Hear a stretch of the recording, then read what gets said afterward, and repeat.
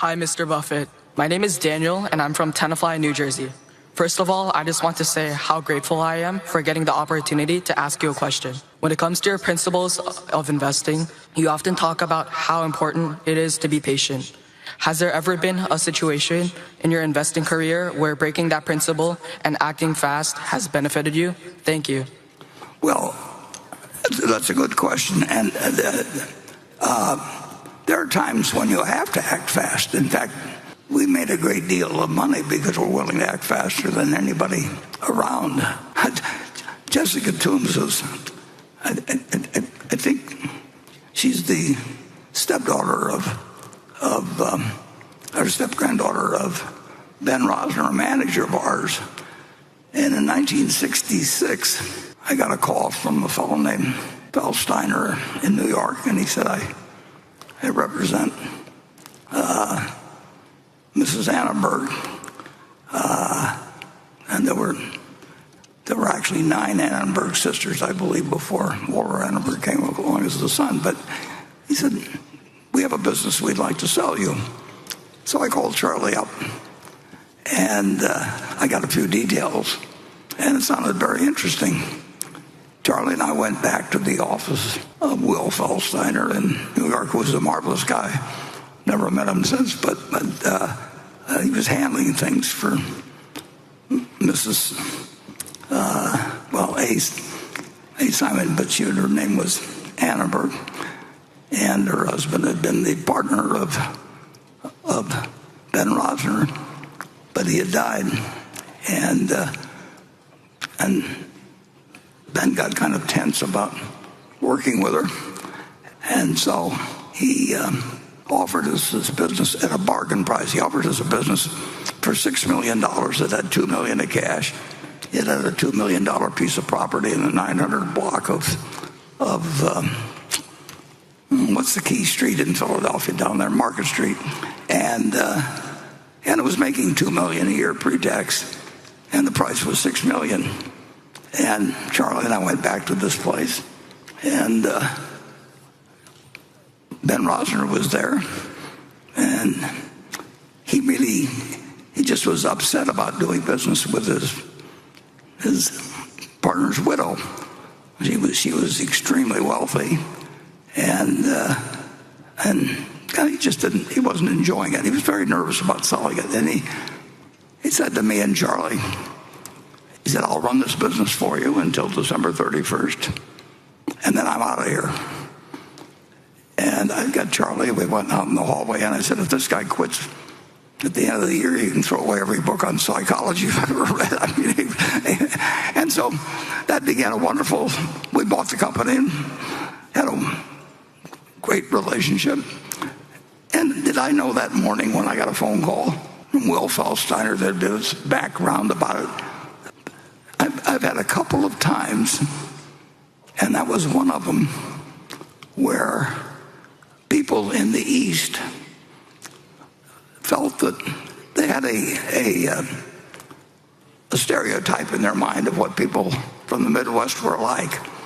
And Ben had been married. His first marriage was to a woman from Iowa, and he just figured that anybody from the Midwest was okay. And the trick when you get in a business with somebody, or get in a room with somebody like that, and they want to sell you something for $6 million that's got $2 million in cash and a couple million of real estate and is making $2 million a year, you don't want to be patient then. You want to be patient and waiting to get the occasional call. My phone will ring sometime, with something that, wakes me up. I may be sleeping in there or something, but you just never know when it'll happen, and that's what makes it fun. I mean, so patience. It's a combination of patience and a willingness to do something that afternoon if it comes to you. You don't want to be patient about acting on deals that make sense, and you don't want to be very patient with people that are talking to you about things that will never happen. So It's not a constant asset. It's not a constant liability to be patient. Greg, you. Well, Warren, I was going to add, as you're being patient, I happen to know, and I think that goes for our Ajit also and all our managers, very patient when we're looking at opportunities. And as you touched on, we want to act quickly. But while we're being patient, never underestimate the amount of reading and work that's being done to be prepared to act quickly.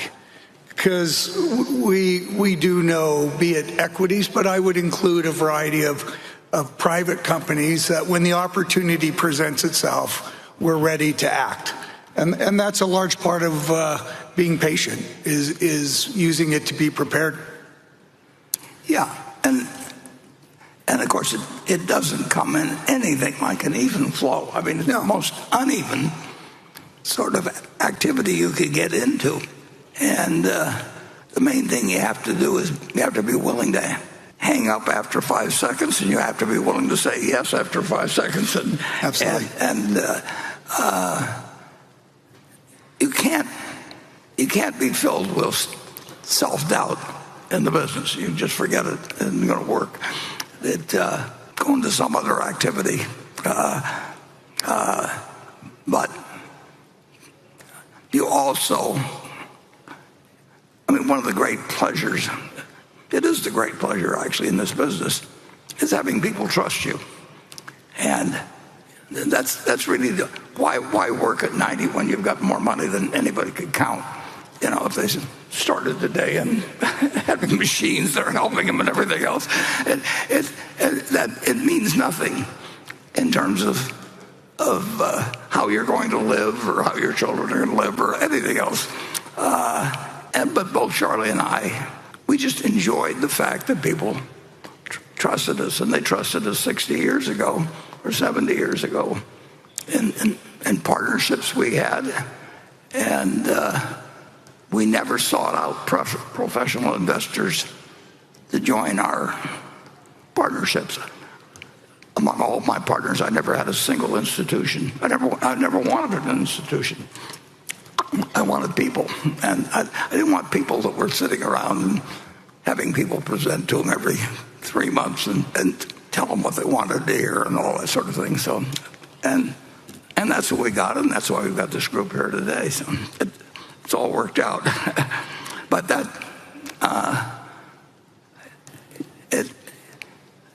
it's you don't want to be patient when things are going your way. When the time comes to act, you want to get it done that day.